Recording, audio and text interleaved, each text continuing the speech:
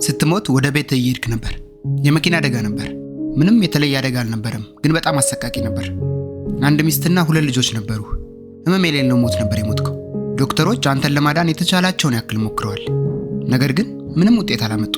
ሲደርሱ ሰውነትህ በጣም ተሰባብሮ ነበር፣ ግን እመነኝ እዚህ ይሻላል። እናም ያኔ ነው እኔ እናንተ የተገናኘ ነው። ምንድነው የተፈጠረው ጠየቀኝ። የት ነው ያለሁት? ሞተ ነው አልኩ። ምንም ላስተባብል አልፈለኩም፣ እውነታውን ነገርኩ። የሆነ የጭነት መኪና እየፈጠነ ሲመጣና ሲንፏቀቅ አዎ አልኩ።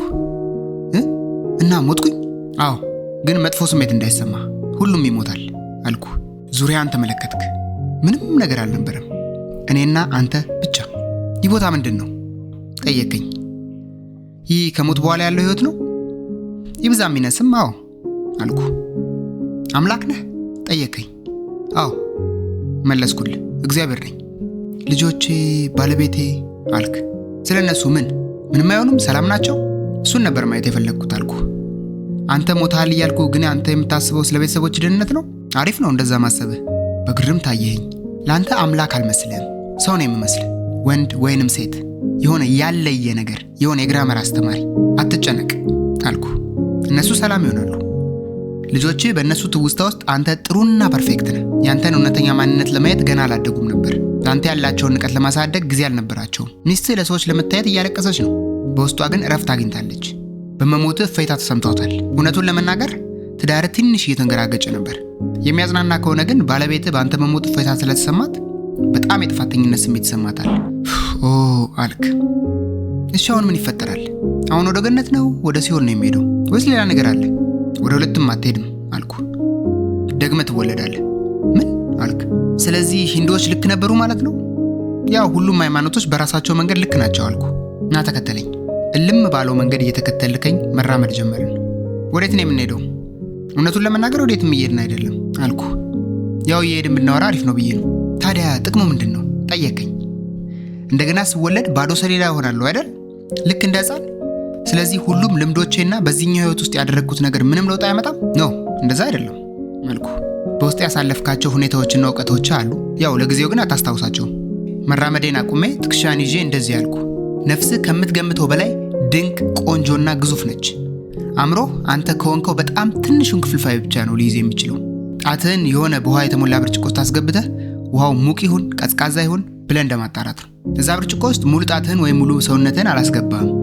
ነገር ግን ስለዛ ውሃ ሙሉ መረጃ ይዘህ ነው የወጣው፣ ሙቅ ወይም ቀዝቃዛ መሆኑን። ላለፉት 48 ዓመታት ሰው ሆነ ብዙ ነገር አይተሃል። ነገር ግን አጭር ጊዜ ስለሆነ ሙሉ ንቃተ ህሊናን ለማወቅ ገና አልደረስክም ነበር። እዚህ ለረጅም ጊዜ ከቆየን ሁሉንም ነገር ማስታወስ ጀምራለህ። ነገር ግን በየህይወቶች መሃል እሱም ማድረግ ምንም ጠቀሜታ የለውም። እሺ ምን ያክል ጊዜ ደጋግሜ ተፈጥሬያለሁ? ብዙ በጣም ብዙ ጊዜያትና በተለያዩ ሰዎች ተፈጥረሃል አልኩ። አሁንም ደግሞ የምትወለደው በ540 ዓመተ ምህረት ቻይናዊ ሴት ገበሬ ሆነ ነው። ቆይ ምን ተንተባተብክ? እና በጊዜ ወደ ኋላ አድርገን የምትልከኝ?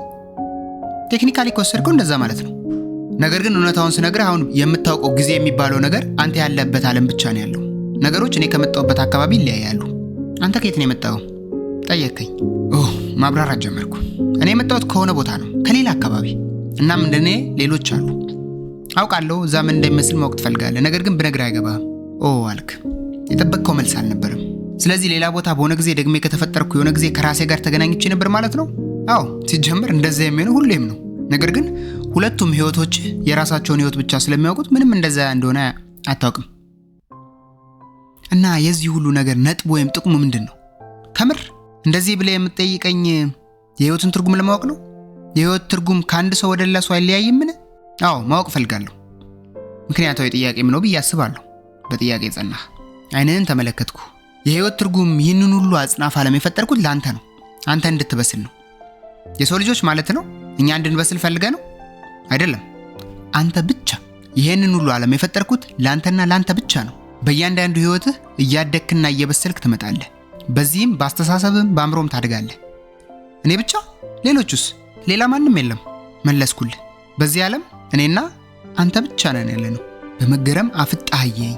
እሺ ምድር ላይ ያሉት ሁሉ ሰዎች ሁሉም አንተ ነህ። ያንተ የተለያየ እንደገና መወለዶች። ምን? እኔ ሁሉንም ነኝ? አሁን እየገባ ነው። ጀርባህን እየመታው መለስኩልህ። በጣም እየገባ ነው በሚል ሁኔታ። ስለዚህ እኔ እስካሁን የኖሩት ሰዎች ሁሉ ነኝ? አዎ እሱ ብቻ ሳይሆን ወደፊትም የሚኖሩት ሰዎች ነን። እና እኔ አብርሃም ሊንከን ነኝ? አዎ። እናም እሱን የገደለው ጆን ዊልክስ ቡዝ ነህ? ጨመርኩልህ። ሂትለር ነኝ? በጣም በመገረም ጠየቀኝ። እሱ የገደላቸው ሚሊዮኖችንም ነህ? ኢየሱስ ነኝ? እሱን የሚከተሉትን ሁሉንም ሰዎች። ጸጥ አልክ። የሆነ ሰው በጎዳ ቁጥር እየጎዳ የነበርከው ራስህን ነው። የሆነ ሰው እየረዳ የነበረው ሌላ ሰውን ቢመስልህም ራስህን ነው ስትረዳ የነበረው። እስካሁን በሰው ልጆች ያለፈው ወደፊትም የሚሆነው ሐዘንና ደስታ በአንተ ላይ ነው የሚሆነው። ለረጅም ጊዜ አሰብክ። ግን ቆይሽ ለምን ጠየቀኝ። ይህ ሁሉ ለምን ሆነ? ምክንያቱም አንድ ቀን ልክ እንደኔ ትሆናለህ። ምክንያቱም አንተ ቦታ ያ ነውና። አንተ እንደኔ ሆነ። አንተ የኔ ልጅ ነህ። ምን? እና እኔ አምላክ ነኝ? ተወዛግበህ ጠየቀኝ። አይ ገና ነው። አንተ ገና ጽንስ ነህ። አሁንም ገና እያደግክ ነው። ሁሉንም የሰው ልጅ ህይወት ከኖርክ በኋላ ለመወለድ በቂ ትሆናለህ። ስለዚህ ይህ ሁሉ ዓለም አዎ እሱ እንደ እንቁላል ነው። መለስኩልህ። አሁን ጊዜ ደርሷል ወደ ቀጣይ ህይወት የምትሄድበት። እናም ወደ መንገድህ ላኩ። Every individual is only a version of you. How can they forgive when there's no forgiveness in your heart? I could tell you where I'm going. I could tell you who you are. You fell out of heaven cause you was anxious. Didn't like authority, only searched to be heinous. Isaiah 14 was the only thing that was prevalent.